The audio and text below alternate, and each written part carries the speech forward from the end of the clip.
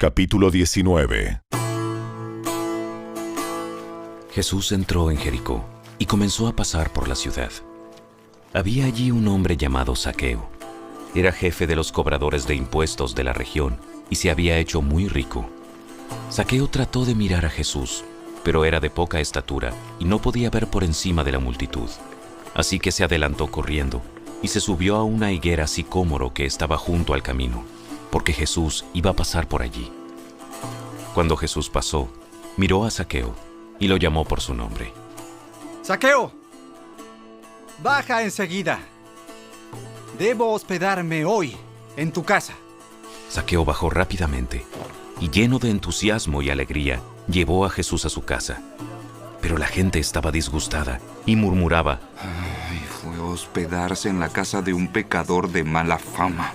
Mientras tanto, Zaqueo se puso de pie delante del Señor y dijo: Señor, daré la mitad de mi riqueza a los pobres. Y si estafé a alguien con sus impuestos, le devolveré 4 veces más. La salvación ha venido hoy a esta casa, porque este hombre ha demostrado ser un verdadero hijo de Abraham. Pues el Hijo del Hombre vino a buscar y a salvar a los que están perdidos. La multitud escuchaba todo lo que Jesús decía, y como ya se acercaba a Jerusalén, les contó una historia para corregir la idea de que el reino de Dios comenzaría de inmediato. Les dijo: Un hombre de la nobleza fue llamado a un país lejano para ser coronado rey y luego regresar. Antes de partir, reunió a 10 de sus siervos y dividió entre ellos 5 kilos de plata, diciéndoles: inviertan esto por mí mientras estoy de viaje. Pero sus súbditos lo odiaban y enviaron una delegación tras él a decir: no queremos que él sea nuestro rey. Después de que lo coronaran rey, volvió y llamó a los siervos a quienes les había dado el dinero. Quería saber qué ganancias habían tenido. El primer siervo informó: amo, invertí su dinero y multipliqué 10 veces el monto inicial. «Bien hecho», exclamó el rey. «Eres un buen siervo. Has sido fiel con lo poco que te confié. Así que como recompensa, serás gobernador de 10 ciudades». El siguiente siervo informó: «Amo, invertí su dinero y multipliqué 5 veces el monto original». «Bien hecho», exclamó el rey. «Serás gobernador de 5 ciudades». Pero el tercer siervo trajo solo la suma original y dijo: «Amo, escondí su dinero para protegerlo. Tenía miedo porque usted es un hombre muy difícil de tratar, que toma lo que no es suyo y cosecha lo que no sembró». «Siervo perverso», dijo el rey a gritos. «Tus propias palabras te condenan. Si sabías que era un hombre duro, que tomo lo que no es mío y cosecho lo que no sembré, ¿por qué no depositaste mi dinero en el banco? Al menos hubiera podido obtener algún interés de él». Luego, dirigiéndose a los otros que estaban cerca, el rey ordenó: «Quiten el dinero de este siervo y dénselo al que tiene 5 kilos». «Pero amo», le dijeron, «él ya tiene 5 kilos». «Sí», respondió el rey, «y a los que usan bien lo que se les dará aún más, pero a los que no hacen nada, se les quitará aún lo poco que tienen. En cuanto a esos enemigos míos que no querían que yo fuera su rey, tráiganlos y ejecútenlos aquí mismo, en mi presencia». Después de contar esa historia, Jesús siguió rumbo a Jerusalén, caminando delante de sus discípulos. Al llegar a las ciudades de Betfagé y Betania, en el Monte de los Olivos, mandó a 2 discípulos que se adelantaran.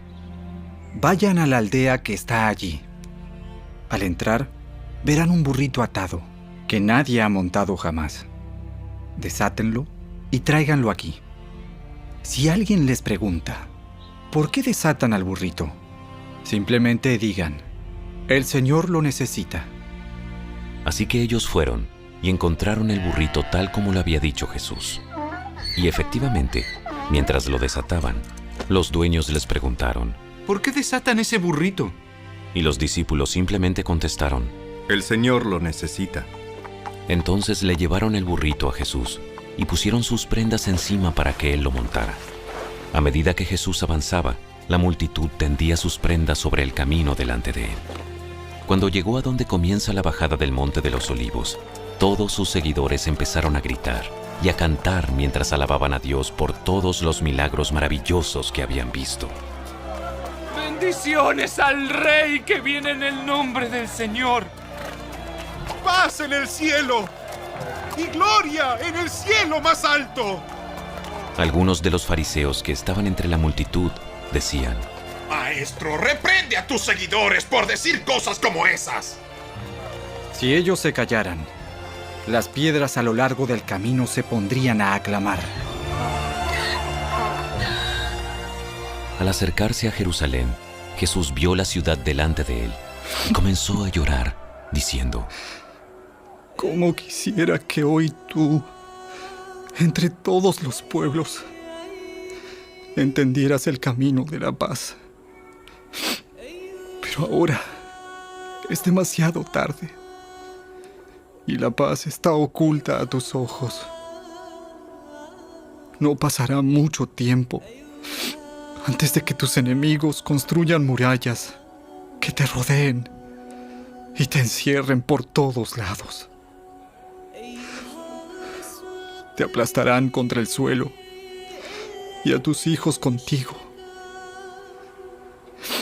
Tus enemigos no dejarán una sola piedra en su lugar, porque no reconociste cuando Dios te visitó. Luego Jesús entró en el templo y comenzó a echar a los que vendían animales para los sacrificios. Les dijo: Las Escrituras declaran: mi templo será una casa de oración. Pero ustedes lo han convertido en una cueva de ladrones. Después de eso, enseñó todos los días en el templo. Pero los principales sacerdotes y los maestros de la ley religiosa, junto con los otros líderes del pueblo, comenzaron a planificar cómo matarlo. Pero no se les ocurría nada, porque el pueblo prestaba mucha atención a cada palabra que él decía.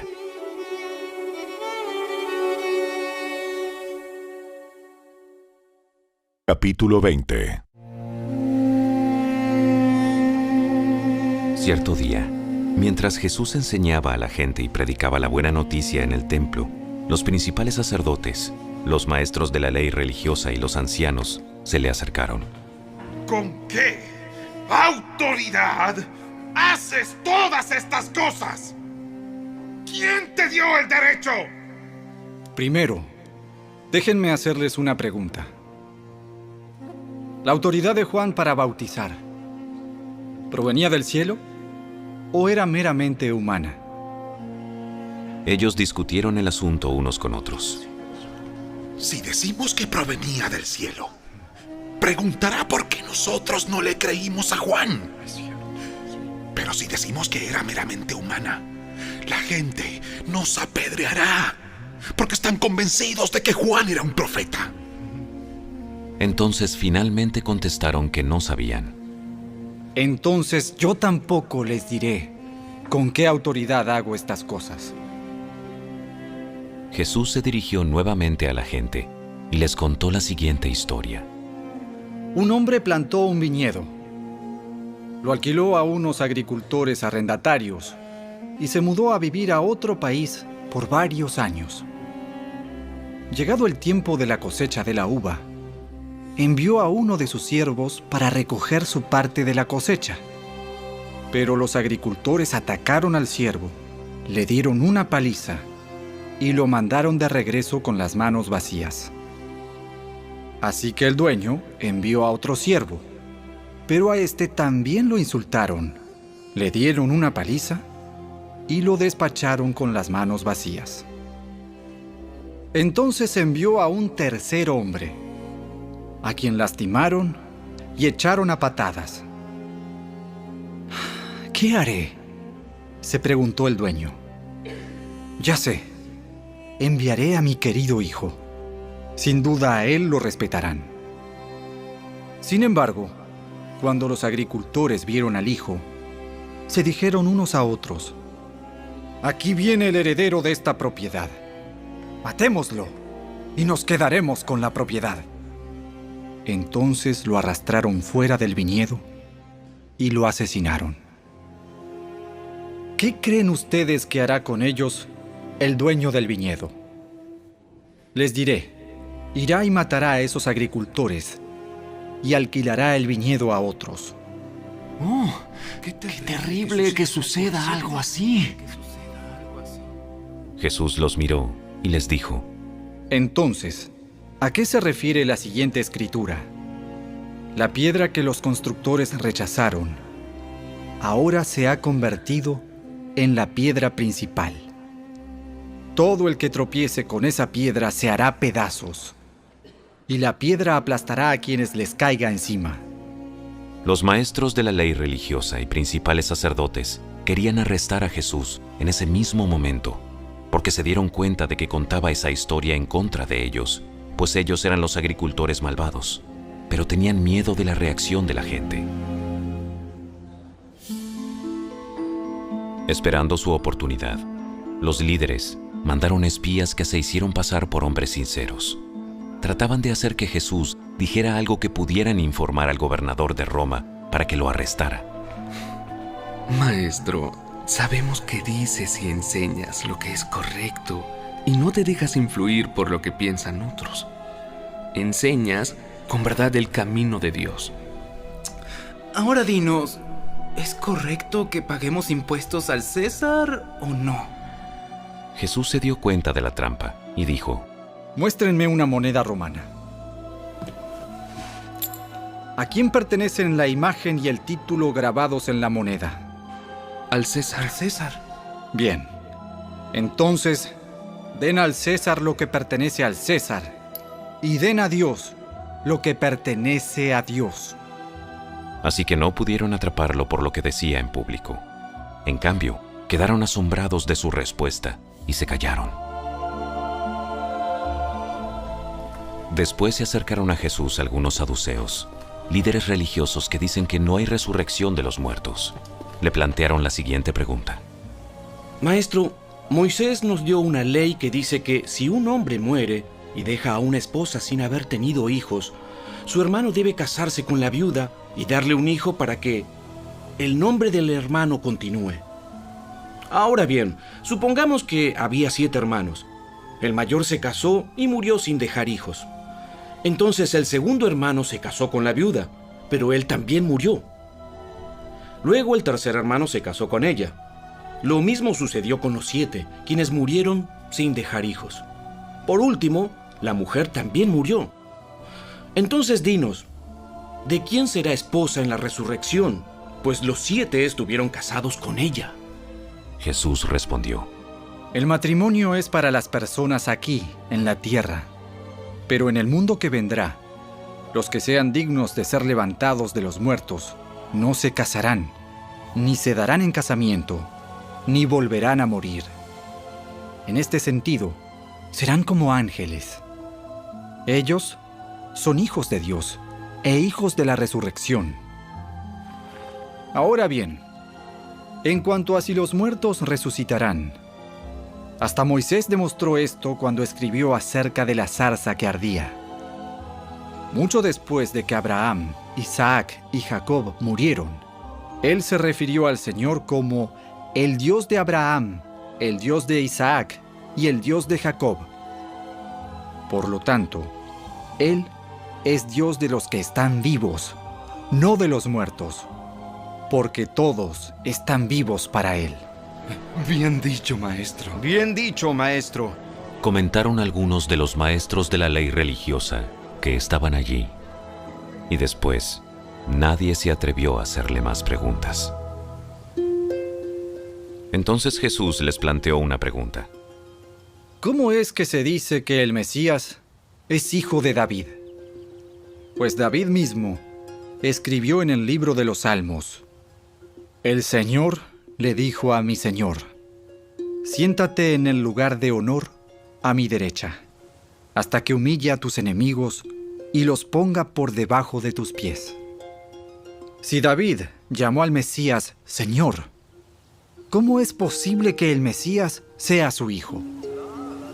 Entonces, mientras la multitud escuchaba, se dirigió a sus discípulos y les dijo: Cuídense de los maestros de la ley religiosa, pues les gusta pavonearse en túnicas largas y sueltas, y les encanta recibir saludos respetuosos cuando caminan por las plazas.